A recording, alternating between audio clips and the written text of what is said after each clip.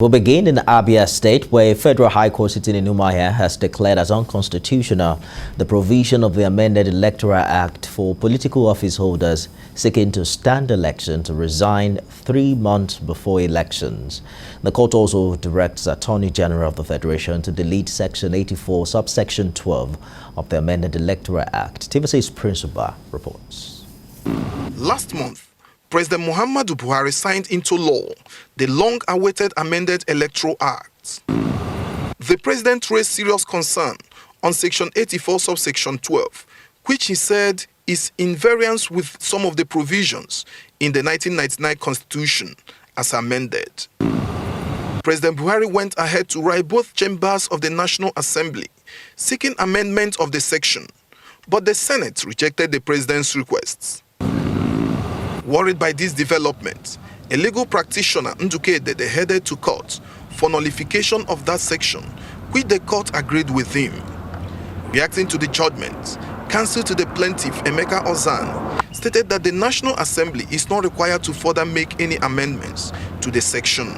It's inconsistent with the rights of Nigerian citizens when read with Section 66 of the Constitution, 107, 137, 182, and now nullified Section 84, subsection 12 of the Electoral Act. And as equally has ordered the Attorney General of the Federation to delete Section 84, subsection 12 of the Electoral Act forthwith. Now, the implication of this is that it has provided a congenial atmosphere for politicking and political space for 2023. Counsel to the Attorney General of the Federation, LEVO, also agreed with the judgment. Originally, we honestly believed that it was inadvertence on the part of the National Assembly. It was a big error. And being gentlemen and distinguished senators and the members of the House, I think they will now go back and do the right thing, since the court has made pronouncement on it, and that put to rest every other issue with regards to that, so that we can move on with the national issues that are besieging us as a country and as a nation. The presiding judge, Evelyn Anyadike, holds that the Constitution has already stipulated that appointees of government seeking to contest elections were only to resign at least 30 days to the date of the election, and that any other law that mandated such appointees to resign or leave office at any time before that is unconstitutional, invalid, illegal, null and void. Prince Oba, TVC News, Umuahia. We'll bring you details of that story subsequently. In other news now, members of the Youth Parliament in Ondo State have urged the leadership of the Academic Staff Union of Universities, ASUU, to review their ongoing strike in the interest of the country's education system. The young people also challenged the federal government to meet the demands of the striking lecturers in the interest of the students. They made this appeal at their sitting in Akure. Ayodeji Muradeyo reports. The strike embarked upon by members of the Academic Staff Union of Universities, ASUU, has paralyzed activities in universities across Nigeria. The lecturers, among other demands, want better funding of the education sector.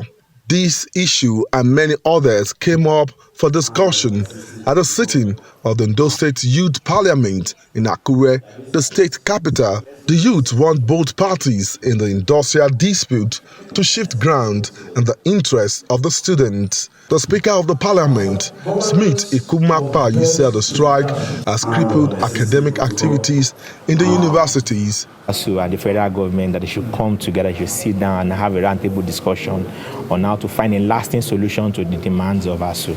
They should look into the demands, and ASUU should also please compromise too. They might not get all what they want for the interest of the average student at home that's at the receiving end of their action. Starting to look like a prevalent thing in Nigeria surrounding our educational system, where the government have to force lecturers, teachers to go on strike, affecting the education of this youth. It's really quite unfortunate, and we can only still continue to plead and look up to the government to find a way around. The young parliamentarians also urge youth to take charge of the political space. They agree that more youths are venturing into politics, which they say should be given more push. The monetization of election is the demonization of the youth. It forces the youth to the corner and ensures that they look for every means possible, especially those interested in the act of governance or leadership. A workable policy that will be able to elevate, the standard of living of young people in this community. And I think that demography, young people, is a very critical segment of our society that we cannot afford. Parliamentarians also agreed that aggressive participation in voter registration is of paramount importance for the young ones to take charge politically. Ayodeji Moradi, TVC News, Akure. The governor of Delta State, OKOWA, says he is committed to handing over a vibrant state to his successor and wants his team to stay focused in the 14 months left in his administration. Governor OKOWA spoke at the two-day retreat for top government functionaries in Asaba. IKUMAPAYI reports.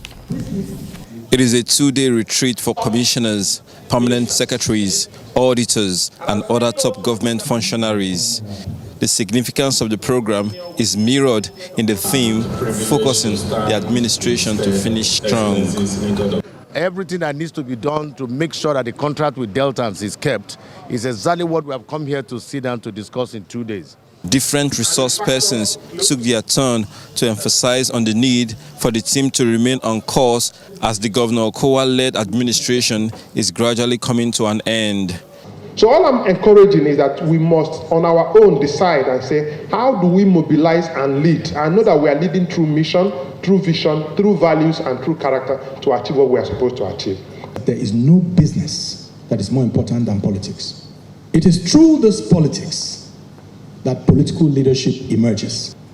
I'm hoping, like you and many people in this room, that the outcome of the 2023 elections would provide Nigeria opportunity for renaissance, that would emerge the right quality of leadership. Governor OKOWA is one of the participants here. He commends his team for all the achievement recorded in the past years, but wants more commitment at this final stage of the administration. You must understand that as long as you're in government, you remain focused on achieving the goal to the end, and in trying to ensure the success of the administration that you work in. That must be your priority. Like the Ministry of Education, Higher Education, we've established 3 universities. What's the pathway of giving strength to those universities that they become truly sustainable even when we leave?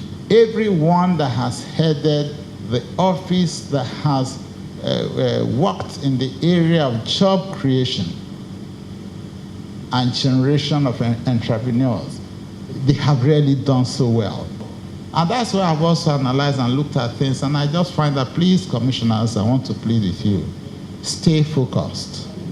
The importance of this retreat is for the governor to refocus his team towards ensuring that the momentum, all projects and programs we started is maintained to the end of his administration. IKUMAPAYI, TVC News, Asaba.